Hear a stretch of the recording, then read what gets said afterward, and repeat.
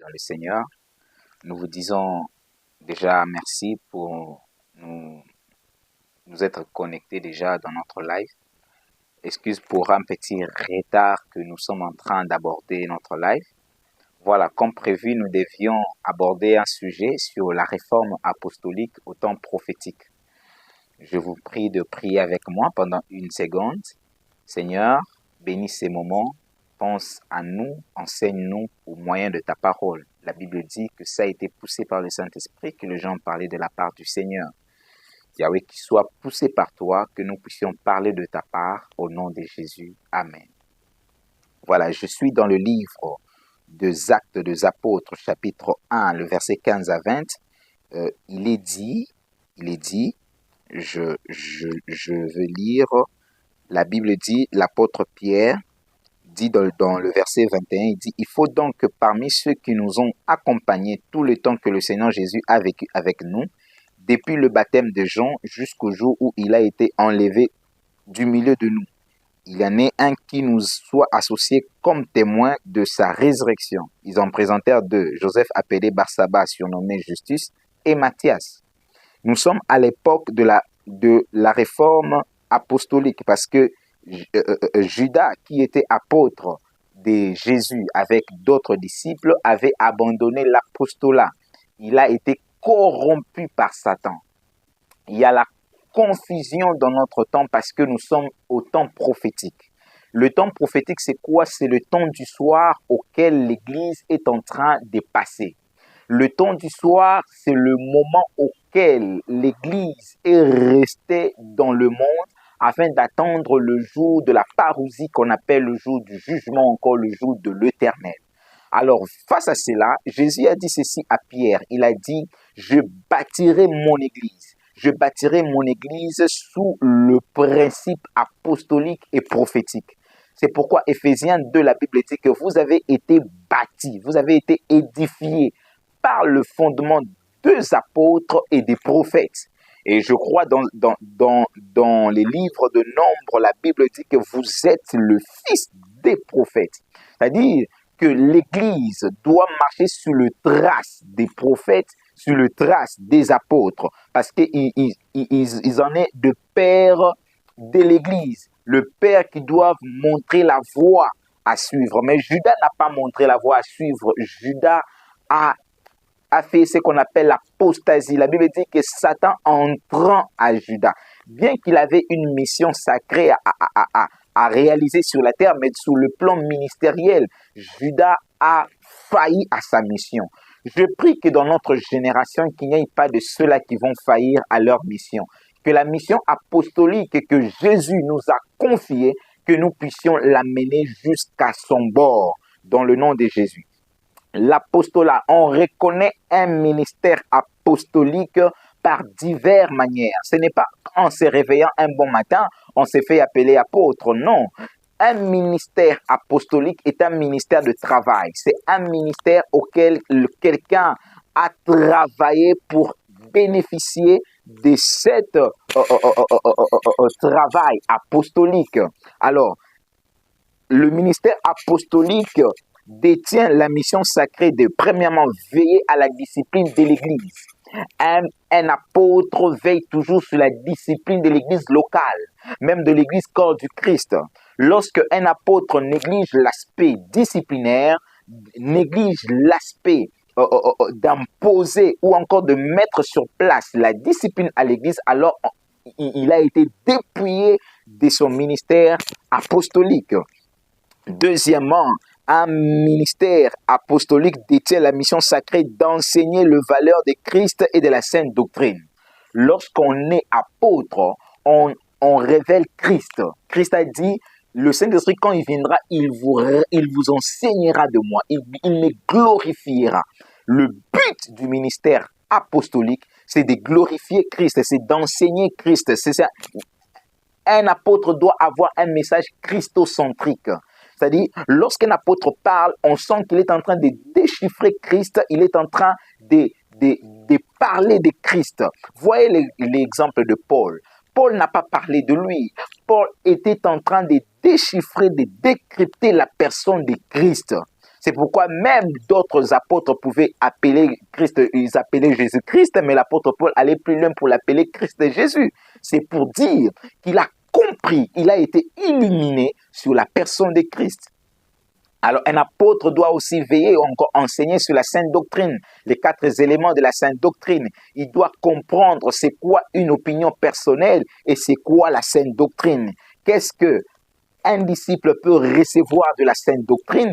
Qu'est-ce qu'il peut rejeter qui est contraire à la sainte doctrine? La sainte doctrine, ce n'est pas le fait de porter le foulard qui est la sainte doctrine, mais la sainte doctrine, c'est le valeur christocentrique, c'est le valeur de l'amour, de l'unité, c'est le valeur que Christ a laissé sur la terre, c'est le valeur que l'enseignement de Christ reposait sur la repentance, sur l'annonce du royaume. C'est ça la sainte doctrine. Et troisièmement, c'est que le ministère apostolique détient la mission sacrée de continuer ou perpétrer les actes des apôtres. Parce que les actes des apôtres n'ont pas eu de fin. Les livres des actes des apôtres n'ont jamais eu une conclusion de Amen. Tous les épîtres de Paul ont toujours des conclusions de Amen et des salutations. Mais les livres des actes des apôtres n'ont pas une conclusion de salutation ou de Amen. Ce qui veut dire que les actes des apôtres continuent. Ce que Paul a fait, ce que Pierre a fait, ce que les autres apôtres ont fait, dans notre époque, cela doit continuer. Le temps de miracle, le temps d'opération, le temps d'enseignement, le temps de peupler l'Église, cela n'a pas fini avec les apôtres de l'Église primitive. Mais cela est en train de continuer. Un apôtre est appelé à perpétrer, à assurer la continuation des actes des apôtres. Les actes des apôtres, ce n'est pas seulement les enseignements. Les actes des apôtres, ce n'est pas seulement le miracle. Mais les actes des apôtres, c'est aussi ramener le peuple à la repentance. C'est ramener le foule à l'église. C'est aussi ça les actes des apôtres. Lorsqu'on reconnaît le ministère apostolique, on reconnaît aussi par le fait que la personne est en train de perpétrer le ministère apostolique ou encore les actes des apôtres. Et autre chose, un apôtre, il a un message centré sur l'église corps du Christ. Lorsque un apôtre parle, on ressent qu'il a l'amour de l'église corps du Christ, hormis l'église locale, mais il a l'amour de l'église corps du Christ. Il parle au nom de l'église. Il ne parle pas seulement au nom de la prospérité. Il ne parle pas seulement au nom de miracles, mais il parle au nom de l'église. Il défend l'église. Il a l'amour pour l'église. Il a l'envie que les choses changent à l'église. Il propose même des solutions pour l'église. Et lorsque un apôtre est en train d'exercer son ministère, il gère des églises et implante des églises. Donc un apôtre est là pour gérer des églises, il est là aussi pour implanter des églises, pour remplir son office ministériel.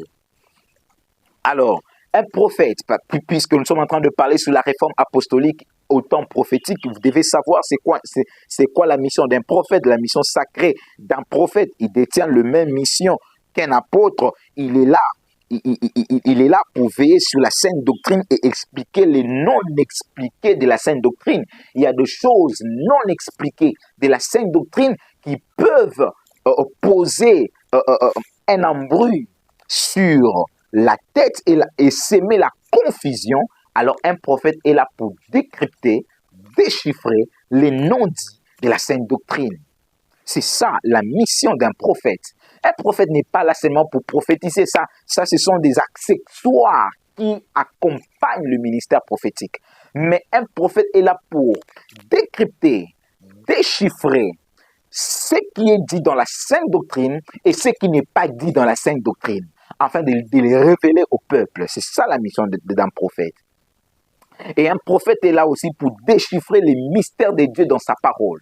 Un prophète doit détenir la Torah, doit détenir la connaissance de mystère de Dieu. Il doit nous dire ce que les Écritures, ce que les autres ne comprennent pas des Écritures. Le prophète est là pour révéler le mystère de Dieu. C'est pourquoi il dit même à Habakkuk, il dit « Grave ces paroles dans une pierre, on la lira couramment ». Un prophète est là pour déchiffrer ce qui a été gravé sur le pierre afin de les révéler au peuple. C'est ça le rôle d'un prophète. Et un prophète est là pour avertir sur le temps actuel.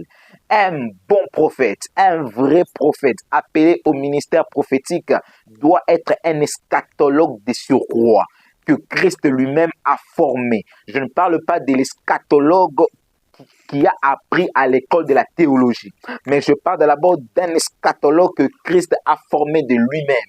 Un prophète doit avertir toujours sur l'heure actuelle où nous sommes en train de traverser sur l'Église. Il doit nous révéler à quel point nous sommes, sur quelle base nous devons nous tenir et où est-ce que nous sommes en train de partir. C'est ça le rôle d'un prophète. Et un prophète, il est là pour imposer la rigueur, la discipline et le fouet à l'Église. Parmi les 5 doigts, il y a un doigt qui symbolise le ministère prophétique, c'est ses doigts. Il est là pour avertir, il est là pour diriger, il est là pour imposer la rigueur. Lorsqu'un prophète est à l'église, on sent la rigueur, on sent la discipline, on sent le fouet de Dieu, parce qu'il est la rigueur de Dieu. Il est la rigueur même de Dieu. Voilà, on va aller très vite. Premier point. Le retour au Père apostolique et prophétique. Le retour au Père apostolique et prophétique. L'on ne peut pas parler du réforme apostolique sans pour autant parler de Père. Parce que Dieu ne fait rien sans de Père. Le sacerdoce se conjugue toujours au nom du Père, du Fils et du Saint-Esprit. C'est-à-dire le sacerdoce, c'est question de la paternité. C'est question de la paternité. Malachie 4, le verset 5 à 6, Romains chapitre 1, le verset 5, 1 Corinthiens 9, le verset 2. Lisons Malachie 4, 5, 6. La Bible dit, je lis la Bible dit, il dit, Malachie 4, 5 à 6, la Bible dit, « Voici, je vous enverrai Élie le prophète, avant que le jour de l'Éternel arrive, ce jour grand et redoutable. Il ramènera le cœur des pères à leurs enfants, et les cœurs des enfants à leurs pères, des peurs que je ne vienne frapper le pays d'interdit. » On ressent déjà l'amour ou encore le retour au pied de pères prophétiques, au pied des pères apostoliques. 1 Corinthiens 9, 2, l'apôtre Paul dit, « Si pour les autres, je ne suis pas apôtre, mais pour vous, je suis apôtre. Pour vous, je suis apôtre. Vous êtes le sceau de mon apostolat. » Lorsque le retour au Père apostolique nécessite, premièrement, les combats pour le ministère de Père. Et tant que fils, nous devons lutter pour le combat de nos pères apostoliques. Où est-ce que le fils d'aujourd'hui parle du combat de Mouzé Haïdi Nabal? Combien de fils aujourd'hui honorent le combat de leur père? Nous sommes appelés à combattre pour le ministère des pères apostoliques. Lorsque nous négligeons le combat de pères apostoliques, alors nous sommes en train d'enfreindre l'Église du Congo, nous sommes en train d'enfreindre l'image même de l'Église à ne pas prospérer.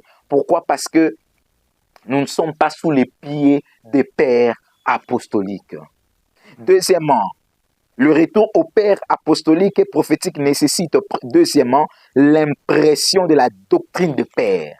C'est-à-dire, vous devez imprimer les valeurs, vous devez imprimer le caractère doctrinal des pères. Vous imprimez le caractère doctrinal des pères, c'est qu'ont enseigné le Père. La Bible dit ça c'est l'apôtre Paul qui dit, il dit, si un autre prophète ou un autre apôtre ou encore un ange de Dieu venait à vous pour vous enseigner un autre Christ que je ne vous ai pas enseigné, alors qu'il soit considéré comme anathème. C'est pour leur dire, imprimez ces enseignements en vous. Imprimez le caractère doctrinal que vous avez reçu.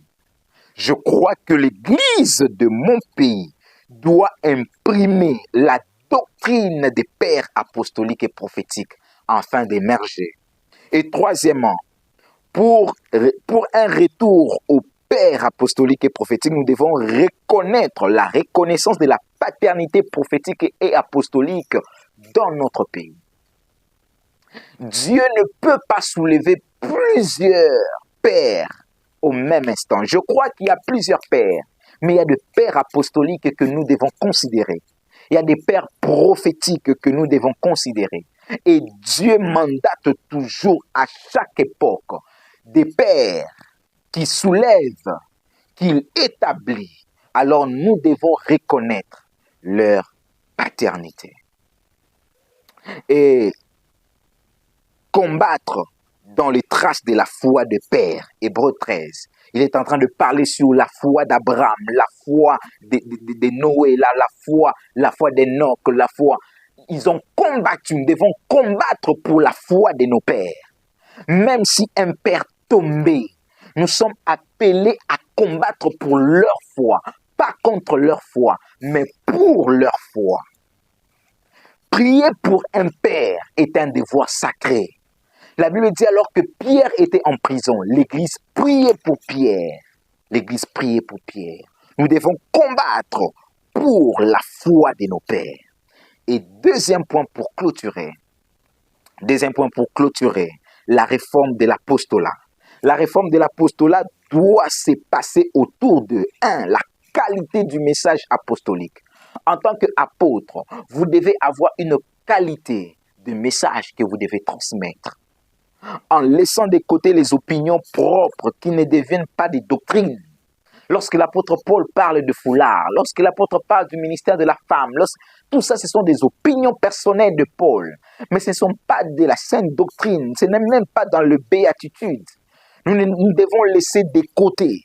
Si je crois que la femme peut enseigner et que l'autre ne croit pas que la femme ne peut pas enseigner, celui qui ne croit pas que la femme ne peut pas enseigner n'a pas péché. Celui qui croit aussi que la femme ne peut enseigner, il n'a pas aussi péché. Nous avons des opinions différentes, mais notre doctrine reste christocentrique. Notre doctrine, c'est Christ qui est notre enseignement. Alors, nous devons avoir notre qualité de message, la qualité du message apostolique. Et dans le livre de Actes des Apôtres, chapitre 2, le verset 42, la Bible dit que ils persévéraient dans les enseignements des apôtres. Pour clôturer. Deuxièmement, la force et les témoignages des apôtres doivent être christocentriques. Actes des Apôtres 4, le verset 33. La Bible dit, ils allaient témoigner avec vigueur la parole de l'évangile, la parole de Christ. Et Acte 5, le verset 29, la Bible parle de l'obéissance d'un apôtre doit être vers Dieu et non vers les hommes ou l'argent. Lorsque l'apôtre Pierre était questionné devant le Sanhédrin, devant le souverain sacrificateur, il a dit, vaut mieux obéir à Dieu qu'aux hommes. Alors qu'il voulait faire taire Paul, alors qu'il voulait faire taire Pierre, il a dit, vaut mieux obéir à Dieu qu'aux hommes. Et pour clôturer par là, l'Église, Actes des Apôtres 8, 14, un apôtre doit se tenir toujours informé de ce qui se passe à l'Église locale et à l'Église corps du Christ. C'est par là que nous allons établir une réforme structurelle à l'Église. C'est par là qu'une réforme apostolique sera rétablie, sera imposée.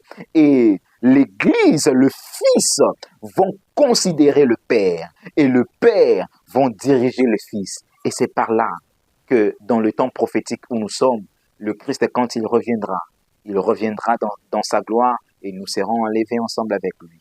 Que Dieu vous bénisse, partagez en masse cette vidéo et Dieu ne manquera pas à vous bénir. Shalom.